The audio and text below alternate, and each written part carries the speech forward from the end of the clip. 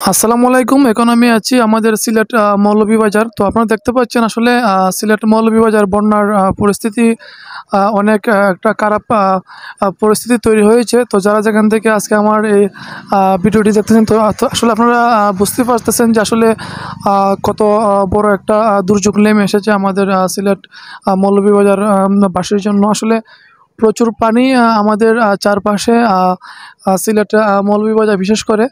তো দেখতে পাচ্ছেন যে আসলে সিলেটের কোনো জায়গা এখনও আমরা শুকনো খুঁজে পাচ্ছি না।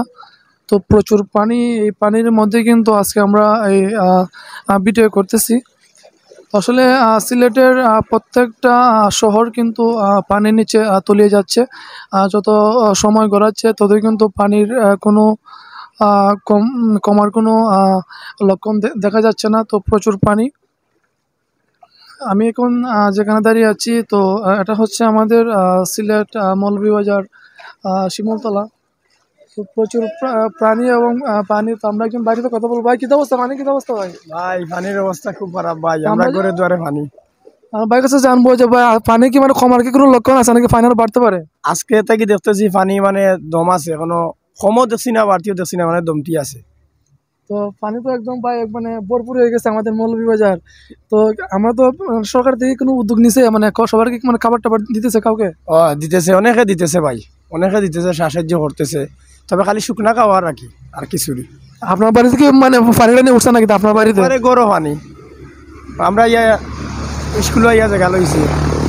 তো আসলে মানে পানির খুব ভয়াবহ অবস্থা। তো আমরা বাড়িতে কথা বলে যা বুঝতে পারলাম, মানে প্রচুর পানি আমাদের সিলেট মৌলভীবাজার।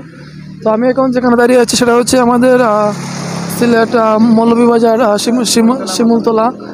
তো প্রচুর প্রাণী, মানে পানির অবস্থা মানে খুব ভয়াবহ একটা অবস্থা চলতেছে। তো আমি এখন পানির এই উপরে আসলে দাঁড়িয়ে আছি। আসলে প্রচুর পানি আর পানি, সব দিকে পানি। তো যারা যেখান থেকে আজকে আমাদের সাথে ভিডিওটি দেখতেছেন, তো সবাই আসলে ভিডিওটি সবাই শেয়ার করে দিবেন। তো আসলে সিলেট মৌলভীবাজার এই পানির বন্যাতে কিন্তু আসলে সব কিছু কিন্তু তলিয়ে যাচ্ছে আস্তে আস্তে। কোনো কিছুই কিন্তু শুকনো জায়গার মধ্যে নেই। তো সব কিছুই কিন্তু তলিয়ে যাচ্ছে আস্তে আস্তে। তো আসলে যত সময় গড়াচ্ছে ততই কিন্তু পানি বাড়তেছে। তো এটা কমার কোনো লক্ষণ আমরা আজও কিন্তু খুঁজে পাচ্ছি না। তো এটা হচ্ছে আমাদের সিলেট মৌলভীবাজার। চাচা ভালো আছেন? আসসালামু আলাইকুম। তো আমরা জানবো চাচা পানির কি অবস্থা চাচা? পানি অবস্থা খারাপ। মানে পানি কি কমার কোনো লক্ষণ আছে না আমাদের না না, সিলেট কি পানি কি কমার কোনো লক্ষণ আছে? তখন নাই বা। তো আসলে খুবই ভয়াবহ একটা অবস্থা। আমার কিন্তু মানে আমি কিন্তু এখন পানির একদম আহ, ভিতরে আছি। তো প্রচুর পানি আর পানি।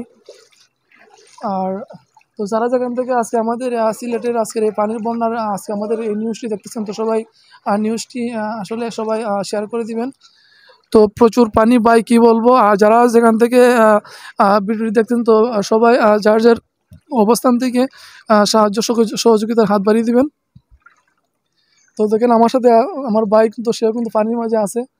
প্রচুর পানি। আমরা এখন বয়স হয়েছে তাই এইরকম পানি মৌলভীবাজার দেখি নাই। আমার বয়স হয়েছে তাই এইরকম পানি আমি মৌলভীবাজার দেখি নাই। আরো তো পানি উঠছে, না, আপনার বয়স হয়েছে পর থেকে কিন্তু এতগুলো পানি আপনি দেখেন নাই। এতগুলা পানি আমি দেখি নাই। তো দেখতে পাচ্ছেন আসলে প্রচুর পানি। আর মানুষ যে দিক থেকে পারতেছে খাবার টাবার নিয়ে আসতেছে।